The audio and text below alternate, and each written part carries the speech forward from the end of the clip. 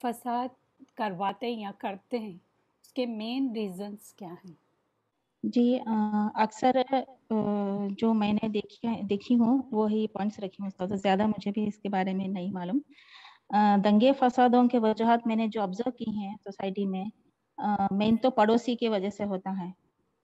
वो कचरा वगैरह डाल देते हैं अपने कॉम्पाउंड में, और बच्चों के लेके झगड़ा हो जाता है। कुछ बोले तो फिर झगड़ा हो जाता है, डालो नको डालो बोले थे ठीक है बोलते, लेकिन फिर डाल देते कचरा वगैरह। तो ये एक इश्यू मैंने देखा है। और मेन अपने इंडिया में तो फेस्टिवल्स के यहाँ इंटॉलरेंस बहुत हो गया है। मतलब अपने फेस्टिवल्स को गैर मुस्लिम के इंटॉलरेंस, और गैर मुस्लिम के फेस्टिवल्स को अपने ही थोड़े मुस्लिम्स के इंटॉलरेंस है ज़्यादा। जैसे कि अभी अपनी पिछले ईद उल अजहा के दिन पे जानबूझ के वीडियो बनाना गई का जो और नेट पे डालना, तो बेकार के दूसरे मजहब के सेंटिमेंट्स को ब्लेयर अप करना, मतलब भड़काना, ये जो हो रहा है ज़्यादा। उस तरफ से भी मतलब जो गैर मुस्लिम है वो लोग भी क्या करते हैं कि जानबूझ के अपने फेस्टिवल्स पे कुछ यहाँ पे तो वाटर सप्लाई कट कर देते हैं, कुछ तो भी ऐसा गड़बड़ करते हैं ज़्यादा। तो ये फेस्टिवल्स के दौरान इंटॉलरेंस जो होता है आपस में दो मजहबों के बीच में, तो इसकी वजह से दंगे फसाद होते हैं सारे। और सूद पर जो पैसा लेते हैं देते हैं, तो जो लेने के लिए आता है ना, तो वो बहुत झगड़ा फसाद करके घर पर आके एकदम उनको की जो भी बची कुछ इज्जत होती है वो भी निकाल फेंकता है बाहर आके। सूद के ये जो नुकसान में से ये भी आ जाता है, अदर पॉइंट है वो। फिर भी वैसे भी लेने वाला और देने वाला उस पे भी हाँ लानत की दोनों गई भी है। है, हाँ दोनों भी है, सही बात है। और झगड़ा इसलिए भी होता है कि अब एक शख्स है, उसके यहाँ पे कुछ एम्प्लॉयज है या फिर कुछ वर्कर्स है, उसको कहता है कि ये काम करो, मैं आपको इतना वेजेस में दूंगा एक 15 दिन के बाद, या फिर डेली वेजेस, या फिर तो वो पूरा काम करवा के वेजेस पूरा नहीं देता। उन लोग को जो हक रहता है ना उनका जो देने का, वो नहीं देता उसका। जी, इसीलिए वो राइट्स करते हैं। कई हाँ राइट्स हमारे यहाँ होते हैं, उसके हाँ पीछे वही रीजंस होती हैं। पहली बात, जी आदल करना ज़रूरी है हर चीज़ में। और ब्रेकिंग प्रॉमिस फिर से इसी में देखें, जो वादा करते हैं उसमें भी ये शामिल ही है ना, फसाद के अंदर। वो भी एक रीज़न जी था। सर, जी जी सर। और लास्ट मेरा जो सोचा गया वो है, तो रिसेंटली हुआ है ट्रिपल तलाक का मामला हो या फिर जो मी टू का जो चला है, इसमें बेकार के मतलब जो विक्टिम है वो ना हो के वो छोड़ के जो अपने आप को एक्सपोज करना चाहते हैं, मतलब फेम में आना चाहते हैं, झूठ का सहारा लेके जो अच्छे खासे फैमिलीज को है वो उन पर ब्लेम किया गया है। खास करके मी टू का जो चला है, मी टू का जो कैंपेन चला है, उसमें तो बेकार के झगड़े फसाद मियाँ बीवी के दरमियान हो गए हैं सब। तो ये मैंने ऑब्जर्व किया है। जी, और ऐसे प्रोग्राम्स भी रखे हुए हैं। कुछ ऐसे मशीन लगाते हैं और बताते हैं हस्बैंड के जो सीक्रेट्स और जो वाइफ के सीक्रेट्स वो पता चले लोगों को, और फिर बाद में ही ये होता है कि डिवोर्स ही हो जाती है उसमें। ये सारी चीज़ें फसाद की जड़ है। हमें लगता है कि ये प्रोग्राम्स रखे हुए और इस्लाह के नाम से रखे हुए। मुझे ऐसा किसी ने बताया कि प्रोग्राम्स रखे हुए जिससे वो हाथ को या पैर को कुछ मशीन लगाते हैं और पता करते हैं कि इनकी पास्ट हिस्ट्री क्या थी, और फिर वो एक्सपोज होते हैं अपने हस्बैंड के सामने या वाइफ के सामने, और बाद में जो होता है वो आप सबको मालूम है कि आखिर रिज़ल्ट क्या होता है, घर टूट जाते हैं। तो ये भी फसाद की जड़ है सारी। ये जो इस्लाह के नाम से उन्होंने प्रोग्राम शुरू किया है, लेकिन ये फसादी सारे प्रोग्राम्स हैं। तो कई एक रीज़न्स हो सकते हैं। ठीक है, आपको असाइनमेंट दिया हुआ था कि मोमिनों या दीनदार लोगों के सामने या उनके पीछे मुसलमान ही उनका किस तरह मजाक उड़ाते हैं। ये आप नहीं बताएंगे कि गैर मुस्लिम किस तरह मजाक उड़ाते हैं दीनदार लोगों का, वो नहीं बताएंगे, बल्कि ये बताएं मुसलमानों के अंदर जो बेदीन लोग होते हैं वो मोमिनों या दीनदार लोगों का किस तरह मजाक उड़ाते हैं। तो पहला मैं लिखी थी कि जो दीनी जेंट्स हमारे भाई होते हैं, जो मर्द हजरात होते हैं, अगर वो अपने लोअर गारमेंट जो पैंट वगैरह या पैजामा जो भी होता है वो टखनों के ऊपर रखते हैं, तो उनका मजाक उड़ाया जाता है। और जो दाढ़ी रखते हैं उनका मजाक उड़ाया जाता है, अपने ही लोग, मतलब अपने ही लोग। मजाक उड़ाते हैं, अपने मुसलमान ही मजाक उड़ाते हैं कि बाहर आ गया, ऐसी इतनी बड़ी मल्टीनेशनल कंपनी में कर रहा और इतनी बड़ी मीटिंग में आ गया और टकने के ऊपर पहन के आ गया, इज्जत वगैरह है नहीं, कैसा लग रहा तू, कार्टून की तरह लग रहा, ऐसा अपने ही लोग बना बोलते हैं उस्तादा। ये मैंने ऑब्जर्व किया है। आवाज सही है उस्तादा मेरी? जी, मैंने मेरा माइक म्यूट किया हुआ है, बोले आप, मैं सुन रही हूँ। हाँ, ओके। और जो दावा दावा के काम में जो भी शख्सियत रहते हैं, खास करके जेंट्स पर मैंने बहुत सुना है इस बीच में कि वो कोट पहन के दावा कर रहे हैं, वो पैंट शर्ट पहन के दावा कर रहे हैं, उनको पायजामा कुर्ता पहन के दावा करना चाहिए। ऐसे बात अपने ही मजहब के लोग उन पर तानाकशी करते हैं, मजाक उड़ाते हैं, उनके पहनावा पे वो मजाक उड़ाते हैं। और ये दूसरा मैंने ऑब्जर्व किया है कि जब हम कुछ किसी कपड़े दुकान के पर खरीदने जाते हैं, कपड़े वगैरह गारमेंट्स अपने खरीदने जाते हैं, तो लूज गारमेंट्स पूछे तो अपने ही मजाक उड़ाते, जो साथ में हमारे साथ में आते हैं रिश्तेदार, वो भी मजाक उड़ाते हैं कि क्या इतना लूज पे कपड़े ले रही, बूढ़ी जैसा लग रही, ऐसा बोल के बोलते। और जो अबाया, जो नकाब, मतलब जो भी मखना वगैरह हम लोग लेते हैं, बुरखा वगैरह, वो प्लेन पूछे तो भी मजाक उड़ाते हैं, क्या प्लेन पूछ रही, ये डिजाइन वगैरह है ना ले, क्या बूढ़ों की तरह ले रही, ऐसा। ये मैंने ऑब्जर्व किया है उस्ताद। शॉपकीपर भी मजाक उड़ाता है, जो मैं खरीदने जाते मुसलमान होके भी, क्या मैडम कौन से जमाने के हैं, बुढ़ियों के ले रहे, क्या आप पूछ रहे, ये ले लो, ये लो, ये टाइट फिटिंग लो, कैसे ले रहे, ऐसा शॉपकीपर भी बोलता है मुसलमान होके। और जो साथ में हमारे जो सहेलियां या फिर अपने रिश्तेदार जो लेडीज साथ में चलती हैं, ये क्यों नहीं सेलेक्ट कर लेती, ये तो अच्छा लगता है, क्या इतना लूज का ले रही, ये भी सुनने में आता है उस्ताद। और दूसरा है जो शादी या फिर फंक्शंस में जब नमाज का टाइम हो जाता है, तभी हम एक कोना ढूंढते हैं नमाज के लिए, तो पूछते हैं कि क्या इतना भी घर के जाके पढ़ सकती है, ऐसा वक्त पे अदा करे तो भी मजाक उड़ाते हैं साहब।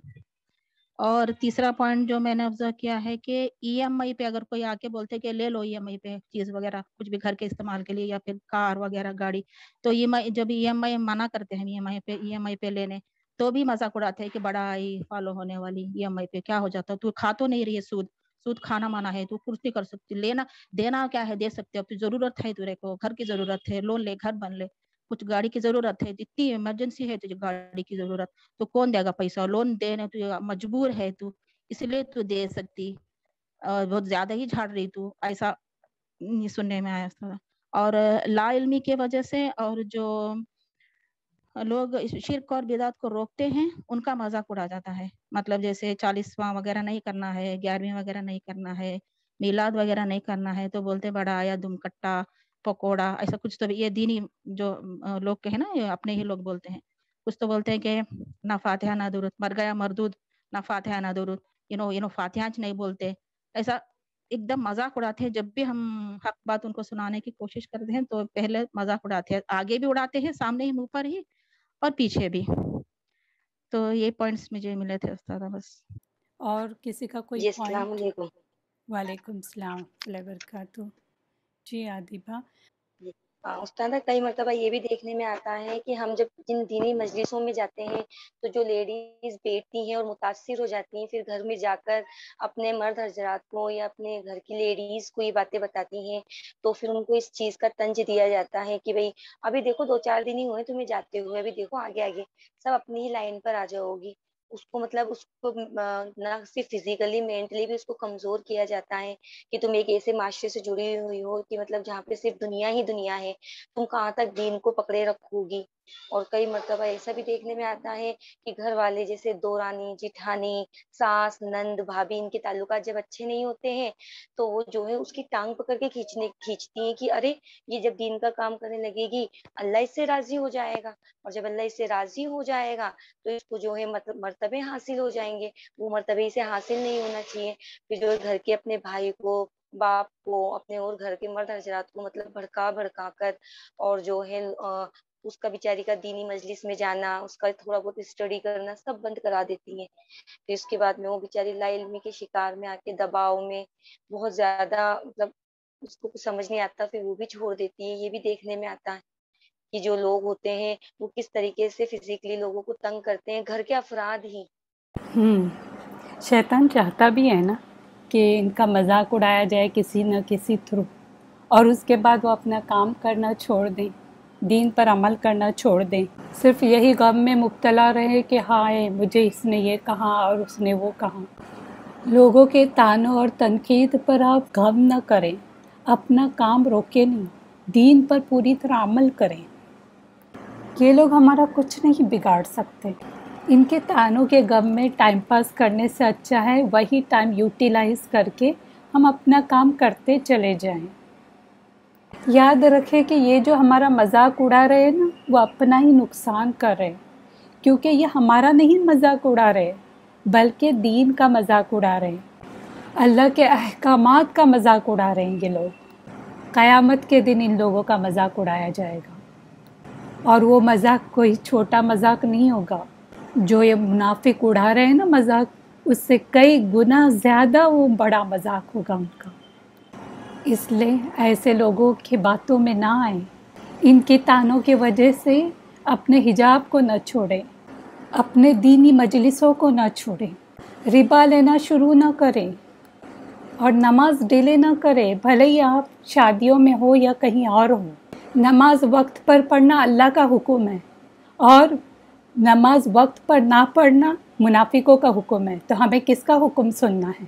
اب یہ ساری جو چیزیں میں نے بولی وہ ان اسٹوڈنٹس نے جو بتائی اس کے بارے میں کچھ میں نے بتا دی ہوں اور کچھ میں نہیں بتائی، لیکن اس کے علاوہ کئی اور بھی مذاق ہوتے ہیں دین کے بارے میں جو آپ بھی جانتے ہیں، لیکن اتنا وقت نہیں ہے ہمارے پاس کہ ساری باتیں ہم ایک کلاس میں ڈسکس کر سکیں۔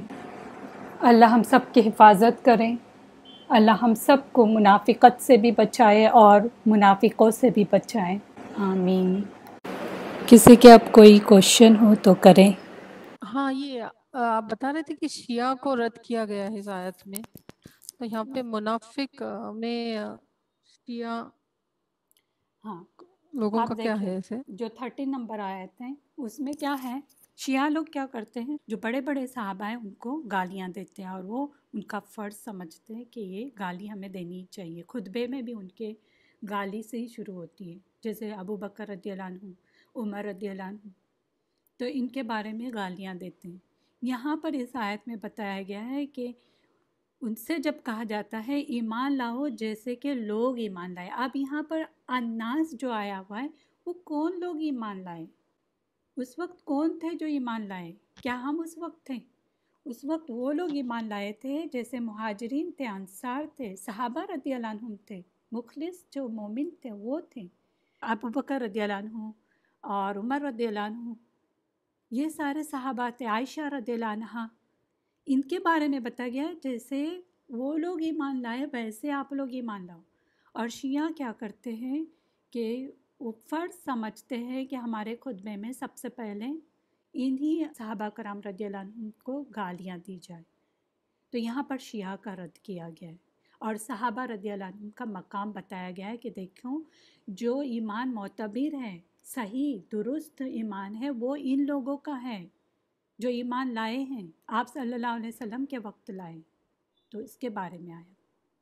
ٹھیک ہے، ہاں ہاں، مطلب وہاں اس ٹائم پہ تو شیعہ لوگ تو تھے ہی نہیں، وہ یہ تھا ہی نہیں ایسا کچھ نا ہاں تو قرآن جو ہے ان کا۔ وہ آخر تبھی تک کے لیے نا، قیامت تک کے لیے آیا ہوا ہے، تو اللہ کو پتا تھا آگے ایسے لوگ آنے والے ہیں۔